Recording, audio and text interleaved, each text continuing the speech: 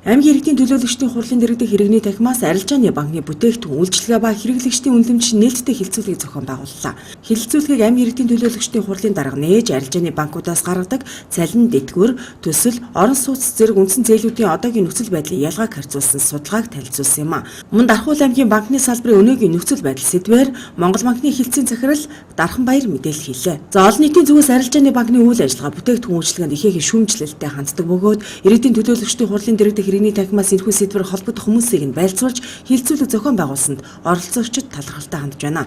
Тэдний зүгээс тэтгэврийн зээл, цалингийн зээл, орон сууцны зээл авахд тулгардаг хүндрэл, тэр дундаа зээлийн хүүний хэмжээ өндөр, сард 2 удаа авдаг, зээлээ дуусгасан байхад гэрээний үлдсэн хугацааны хүүг тооцож суудгадаг зэрэг асуудлуудыг хөндөж байна. Одоо 10 сараар зээл авлаа гэд 8 сарын зээлтэй байж байгаа 2 сарын зээл нэмж авахар урд сарын 8 сар дээр чинь зохиосны хувь нэмэгдээд давхар хүү татагдаад байна. Энэ нэмэгээ жоохон бодлоготой гэж болдгоо мөн ахмадууд чи хэцүүдлээ шүү дээ. Би бол чинь өнөөдөр өөрийгөө төлөөлөх гэж ирээгүй. Залуучуудыг иргэдийг төлөөлөх гэж ирсэн. Тэгээд иргэдийн дундаас банкны яг энэ хилцүүлэг болно гэдгээр бас нэг цахим орчинд асуудал явуулсан. Энэ дээрээс бас ганц нэг гарсан иргэдээс гарсан саналыг уламжлая. Хас банк болон хаан банкны үйл ажиллагааны зарим нэг талаар хөгжлийн бэрхшээлтэй ялангуяа иргэд маш их талархалтай хандж илээ. Төв бас банкны гадна талд хөгжлийн бэрхшээлтэй болон тэрэгцэртэй өндөр настай хөл муутай иргэдэд зориулсан маш сайхан гарц хийж тавьж байгаа нь бидэнд одоо маш их таатай байна гэсэн юм хэлсэн. Нөгөөх нь болохоор хаан банк, Mobicom-ын салбаруудад жирэмсэн болон хөгжлийн бэрхшээлтэй өндөр настай иргэдэд зориулж одоо очир дараалал үйлчилж байгаа нь тааламжтай байна гэсэн юм санал хийсэн.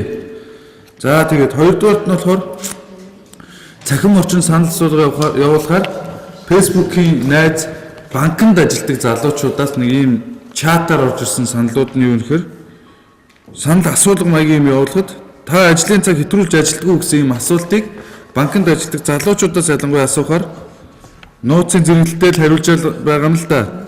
Тим гэдгийг нь болохоор нэг 13 хүн хариулж байгаа 20 хүнээс асуухад хаяа хэтрүүлдэг гэдэг нь 4, ерөөсөө хэтрүүлж ажилтгүй гэдэг нь 3 хүн хариулж байгаа юм.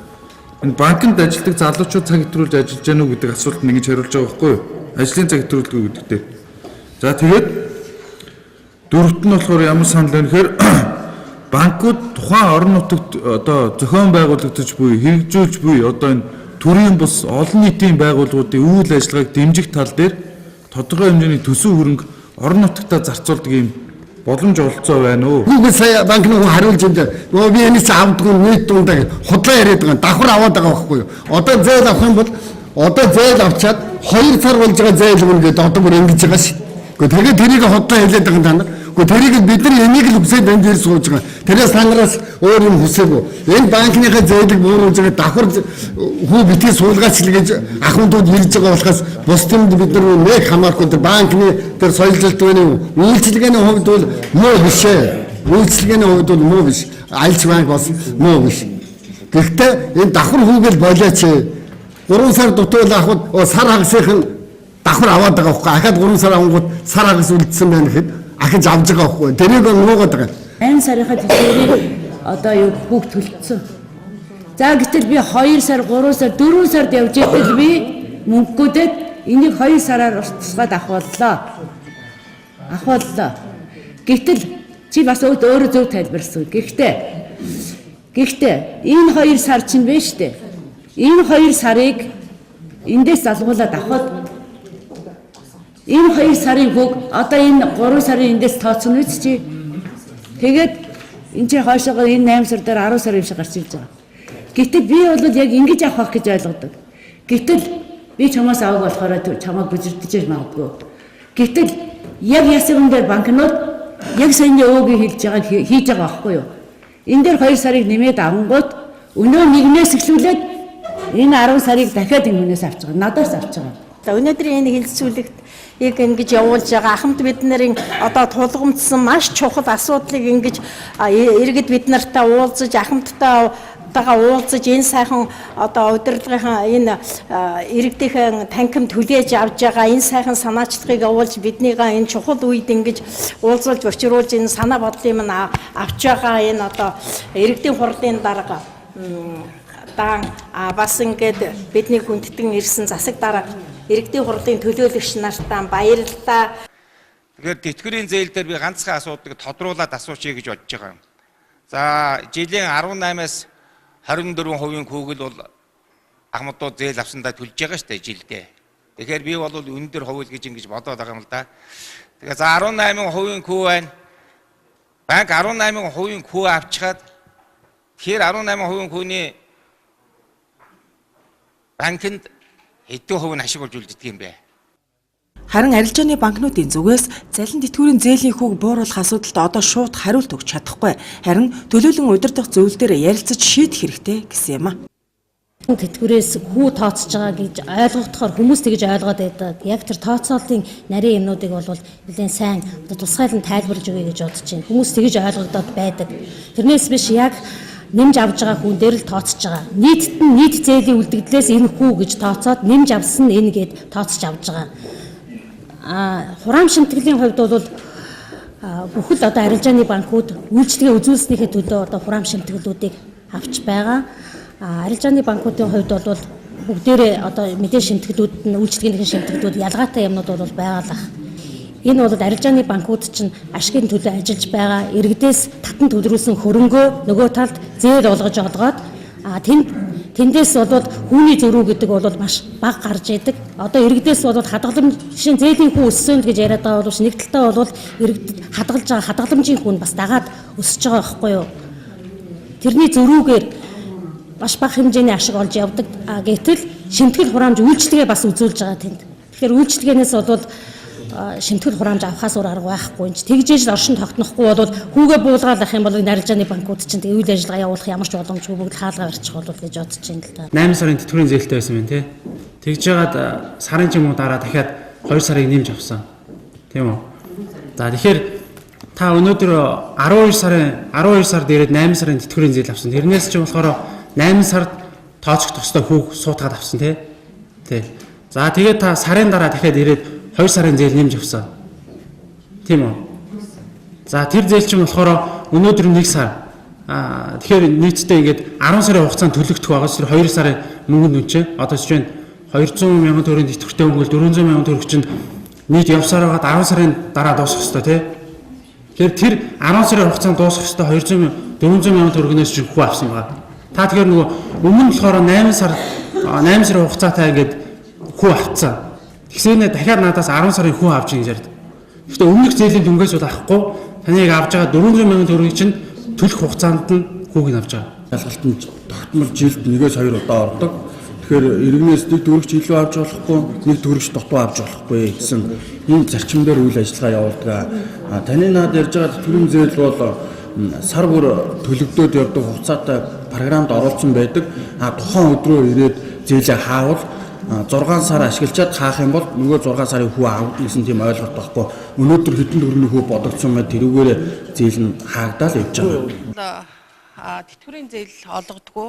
Яагаад гэвэл энэ одоо банкны бодлого байдаг. Яагаад гэвэл энэ тэтгэвэр бол энэ настай хүмүүс бол сар олгон авч хэрэглэдэг мөнгө учраас энийг бид нар бол зээл ийм бүтээгдэхүүн гаргаж олох боломжгүй гэд бид нар банкны бодлогод байдаг учраас манай банк тэтгэврийн зээл олгодгүй. Хоёрдугаарт бол одоо бизнесийн зээл бол тогтсон журам зааврын дагуу олгож байгаа. Бид нар Монгол банкны хүү инфляц хадгаламжийн хүнээс шалтгаалж зээлийн хүү бол тогтдгоо. Энэ хоёрын одоо хадгаламжийн хүү 1.2 тийм ээ 1.3 баа штэ. Бид нар тэрний зөрүүтэй 1.5-тай 1.4-тэй том хэмжээний зээлээ 1.2 бизнесийн зээлүүд хамгийн дээд нь 2% хүүтэйгаа. Энийг зөрүү бол тэ бага хэмжээний багч гэсэн бид нар үйл ажиллагаа бизнесийн байгууллага учраас бид нар үйл ажиллагааны зардал ажилчдын цалин энэ бүх маань орж явдаг. 3 дугаар асуудал те 2000 төгрөгийн асуудал яригдаад байна те. Бид нар энэ харилцагчдын төлбөр тооцоог тухайн харилцах байгууллага руу шилжүүлэхэд Монгол банкны цахим тооцооны газраар дамжуулж бид нар төлбөр төлж явуулдаг. Энэ бэлэн мөнгө 2000 төгрөг аваад байгаа нь бол ард иргэдийг захимжуулах, захим төлбөр тооцоонд оролцуулах бид нар бэлэнээр тушааж байгаа мөнгөнд Монгол банкны тэр төлбөр тооцооны газарт 1500 төгрөг төлдөг. Бэлэн бусаар хийж байгаад бол 300 төгрөг төлдөг. Энэ бүх юг харгалзаж энэ шимтгэлийн дүн банкны одоо хүү шимтгэлийн нөхцөл гэдгээр батлагдаж явж байгаа. Манай дахны онцлог бас байгаа. Олон банкуд ажиллаж байгаа. Өрсөлдөө их байдаг. Энэ утгаараа банкуудын зээлийн хүү бол маш бага түвшинд явдаг.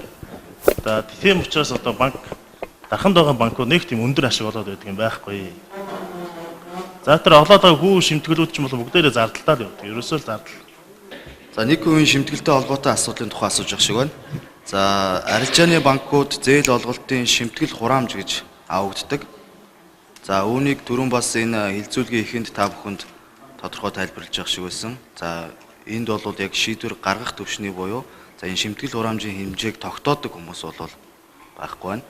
За төв банкны за актив пассивын хороо за зарим банкуудын хувьд бол төлөөлөө удирдах зөвлөлөөс энэ хүү хэмжээг тогтоодог байгаа.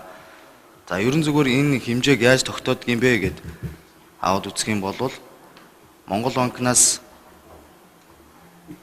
гаргасан бодлогын хүү за түрүүн голомт банкны захирлаас тодорхой хүүн дээр тайлбар өгч байгаа шиг байна. За шимтгэлийн хувьд бол энэ зээлийг олохтой холбоотой энэ зээлийг төлөгдөж дуусах хүртэл хугацаатай холбоотой зарлыг тооцож авч байгаамаа.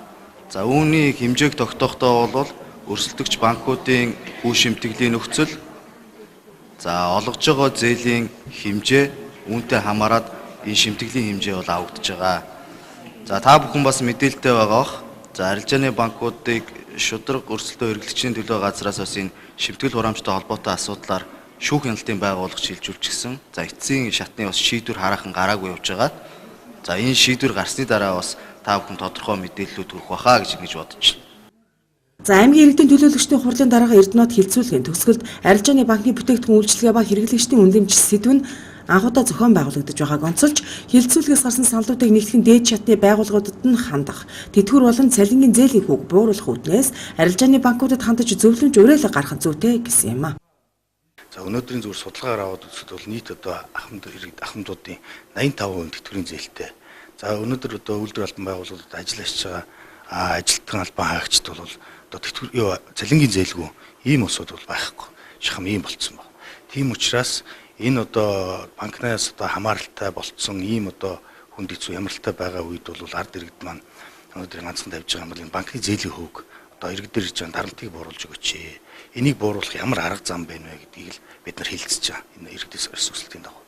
Тэгэхээр яг хөө зүгээр энд яригдж байгаа асуудлыг ингээ аваад үзэх юм бол мэдээж одоо банкуд маань өнөөдөр энэ одоо орон нутгийн түвшинд бол шийдвэр гаргах одоо эрх мэдэл байхгүй л гэж ярьж байгаа боловч бид өнөөдөр одоо энэ зүгээр одоо энэ ийм яриад өнгөрөх биш, эндээс нь тодорхой хэмжээний үр дүнтэй байхын тулд энэ хилцүүлгийг хийж байгаа. Тэгэхээр өнөөдөр банкудаа бид нар аль бисаар хүсэлтэд тавина.